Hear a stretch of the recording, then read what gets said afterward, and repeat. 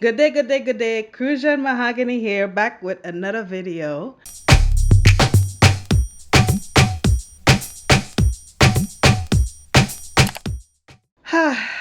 I just made this Nacho Mama's lasagna.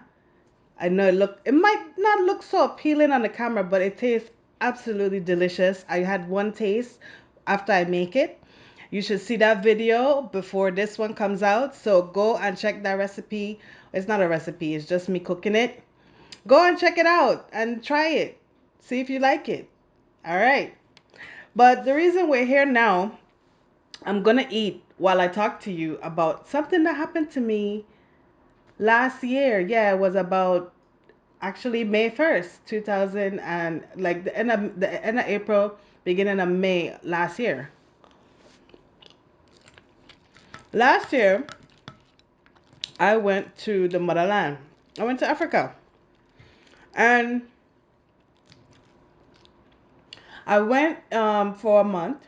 And as a matter of fact, you're going to start seeing some videos about that. Views of what I took while I was there. Mm. But today's topic has more to do with when I left than when I got there. So, when I was leaving, I was in Lomé. What's the damn country name? So I went to Burkina Faso. Oh, I was leaving Lomé, Togo. And the flight to come back was from Lomé, Togo to Paris, and then Paris to New York, and then New York back to the DMV area. So I got on the flight to go to Lomé. I mean, to leave Lomé to go to Paris.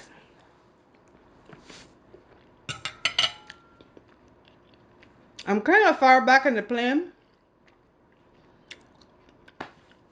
It's the kind of plane that have 2 rows on one side, a middle set of like maybe 5 rows, and then 2 rows on the other side.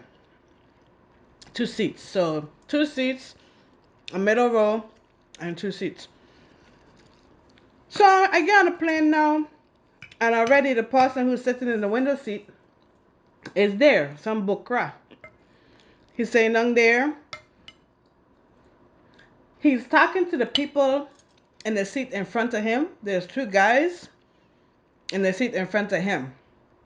So he look around maybe early 20s, mid 20s.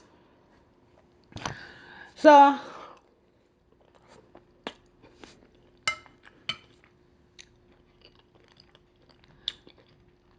now, when actually he talking to them, one, I don't understand what he's saying, but two, he also in my space, because the space on the plane ain't that big, but he kind of have to come between the 2 seats to talk to them through that little hole. So he already a little bit encroaching on my space. And I'm like, I don't know this dude. I don't know where he's from, because he's not speaking a language I understand. And he's already in my space, but let me just be patient.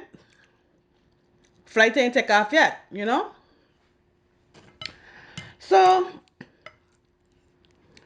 they said it's time to, take off. So they go ahead and tell everybody, fasten your seat belts, get ready to go.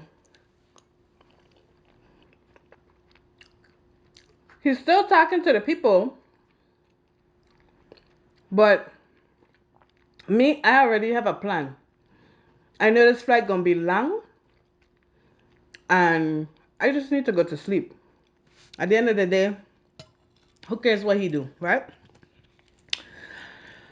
Well, as soon as the flight, I wouldn't even say they turned off the seatbelt sign yet. They didn't, because that was what kind of raised my suspicion as to like, geez, we ain't even get off nowhere yet, and you already asking to go to the bathroom because I'm in the aisle seat. So he's asking, excuse me, can I go to the bath? I need to pass. I move out. And he passed and he went to the bathroom.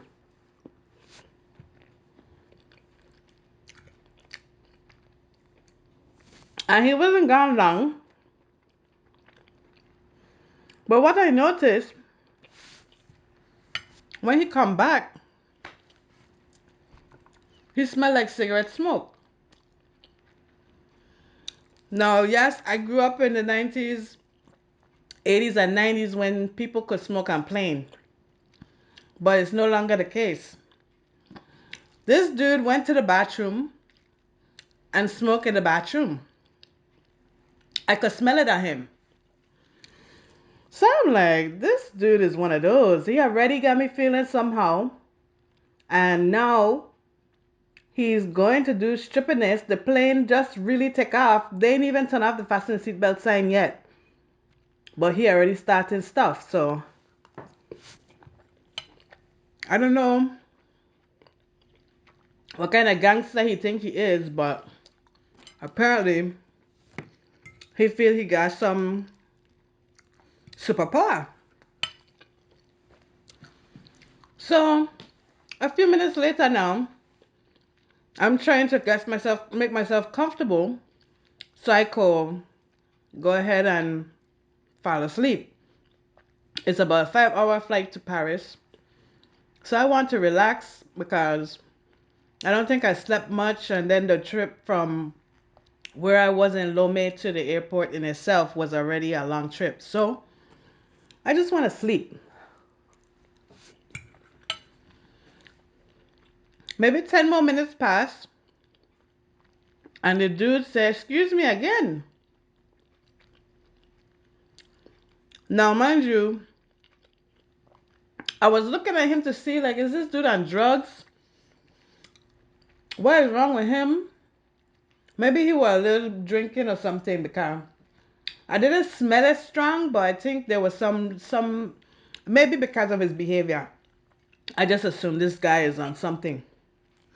He was just weird, and he kept trying to be on my side, pushing my leg and stuff to try and talk to these guys that's in front of him. But he said, excuse me. I said, okay. He got into the bathroom. Well,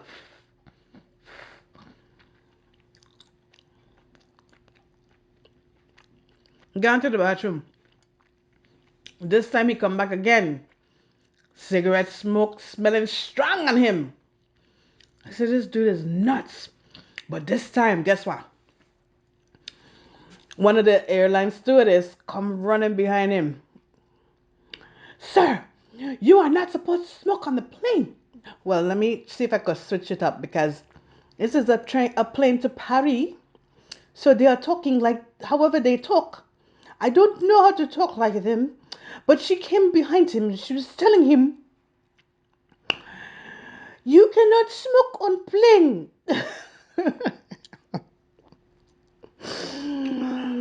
And she took his information. She's like, give me your ID.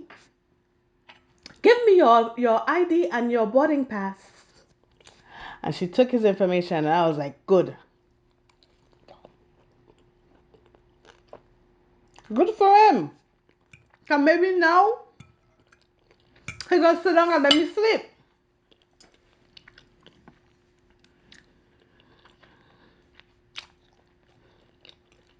She took his information. She got about her business. She said, you're not supposed to do that. So finally, he's sitting down. He looked like he falling asleep too. Me, I'm going to sleep. I'm sleeping. I don't know for how long. But I'm sleeping. And I woke up because I felt like somebody was touching me. When I wake up, when I open my eyes, this man had both my breasts cupped in his hands. I said, ugh, gaff me, gaff me. And he's like, oh, so sorry, so sorry. Oh, sorry, I don't know, I don't know, I don't know what happened. I'm so sorry, so sorry, so sorry, so sorry. I'm like, don't do it again. Like, what the hell? What? I'm like, what are you thinking? But I'm kind of trying not to really. I don't know why. I don't know why I was trying not to really make a big fuss on the plane because I should have just like scream off after him. But I was telling him like, stop your shit. Like, don't do that. The hell. So, okay. He took his hand off. He went back to sleep. Me, I tried to like catch myself.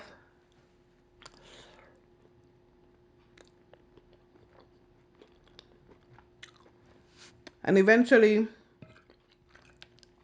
I also went back to sleep.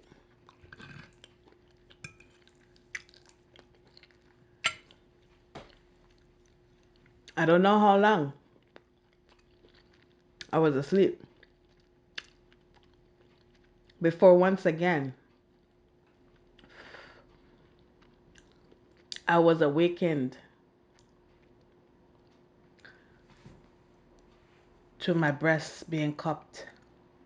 Both of them, he's like this on me, cupping both of my breasts. I don't know how long it's been like that because, like I said, I was sleeping, but I awake to feeling them again. I say, get off me! Get off me! And this time, see, I have a brother that was sitting like 2 rows up on the aisle. And this time, he heard me. And he came over. Now, this brother, I'm so grateful for him because in that situation, I should have just been loud enough, or I think I was in such shock that somebody would do that to me. I mean, sometimes when things happen, I'll say this. Sometimes when things happen, you question yourself. You question yourself, like, am I tripping? Did this really happen? Am I seeing things the wrong way? Of course, I wasn't. But my brother being there, he was a light of clarity for me. He came over immediately. He heard me screaming this time. Apparently, I was louder. So he here. And he came over and he had that guy in a choke in the corner. You stop it. You stop it. Stop it. And the guy's like, uh, uh, uh.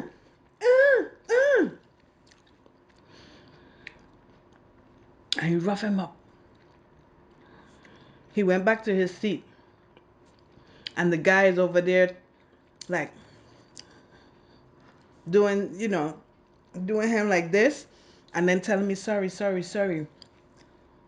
Sorry, sorry, sorry, sorry, sorry. And doing like this. And cussing my brother. Trying to cuss my brother. As though he didn't do anything wrong and he shouldn't have come and touched him like that. And what my brother did while all of that was going on was he was waiting for an airline attendant to come. So now a stewardess came and he told him. He told her.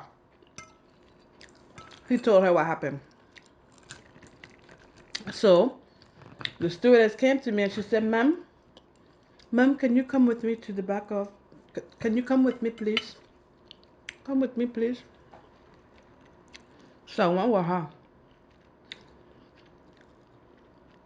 And in the back of the plane, she asked me, she said, I'm understanding something happened. What happened? I said, ma'am, the guy in the chair next to me, he touched my brush. He had my brush in his hands. She said, are you sure? I said, well, the first time it happened, this is how it happened. She said, the first time, he did it more than once. I said, yes, he did it twice. She said, oh, no, no, no, no, no, no. Tell me what happened. I said, I was sleeping. I woke up. He had the both of them.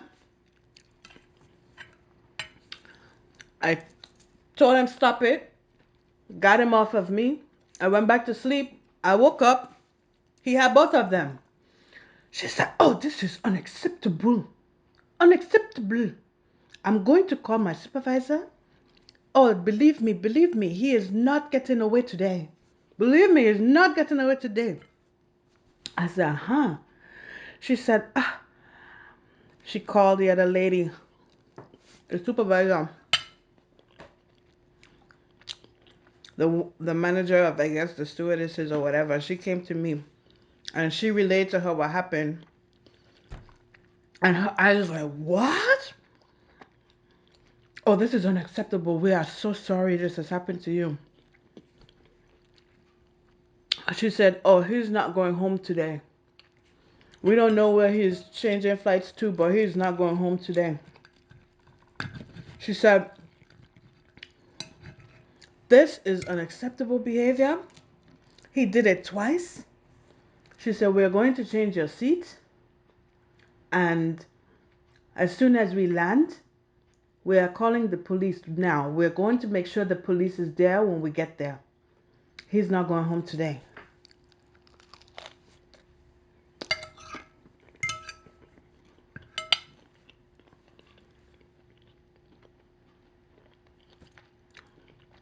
Sometimes you are afraid to, or maybe don't think that your voice will be heard. I don't know what was going through my mind at that moment, why I myself the first time didn't call out for the attendant. But it felt so good when they actually, I'm so grateful to my brother again for calling them. And it felt so good that I was heard. And I felt like there was resolution. Something was done. In just their reactions, they were already done with him, and maybe they were already going to send him to jail because of the smoking in the bathroom. Maybe. But now they really, in whichever way it goes, I felt heard, and I felt good to know that something was going to be done about this crook. He tried to steal my girls, and that's not right. They're mine. No one should ever touch me like that. I moved seats. It was actually a nicer seat, had more leg room, had a lot of space. And as soon as the plane landed,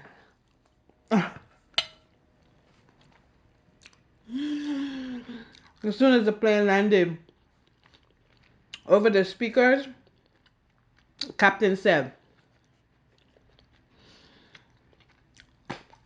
everybody, when we get to the gate, we have to have the police to come on the plane because we are getting one of our, there's someone on the plane that we have to escort out before everyone can leave the plane. So stay seated and we will let you know when it's okay. So police came on the plane. I saw like 4 of them go to him and 2 came to me. And they asked me what happened. And I told them what happened. And they were, again, male officers, and they again were like eyes wide open, like, what? Oh, he's not going wherever he thought he was going today. He's going to jail right now. That's what they said. We do not accept this kind of thing. He said he's going to jail today. He's going to jail. We don't know for how long, but as long as we can keep him, he's going to jail.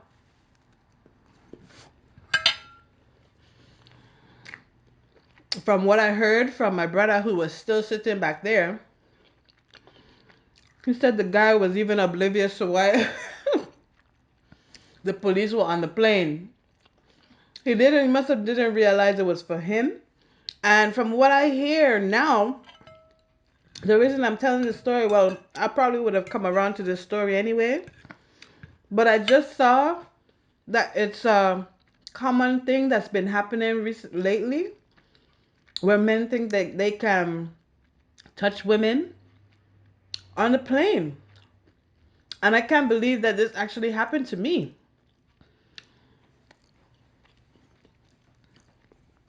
Well, from what I understand, he was seeming oblivious. And the craziest part, I think, what was, I don't know if the guys he was with, or if he was, well, it looked like they were together. When we got off the plane, finally they took him out, and everybody else was able to get off the plane. And the guys he was with were standing when I was walking out. They were standing at the entrance, like you come out the gate, and then you come into the airport itself. And the guys he was with was just standing there looking confused. Again, I don't know what language they speak. They're European, so I don't know where they were going, what language they speak. I don't know. It didn't sound like French. But they were looking confused. And then I got a little nervous because I'm like, I wonder how much they know. They probably don't really know what happened, because they just were looking confused. I look at them, they look at me, and I kind of wanted to walk off real fast because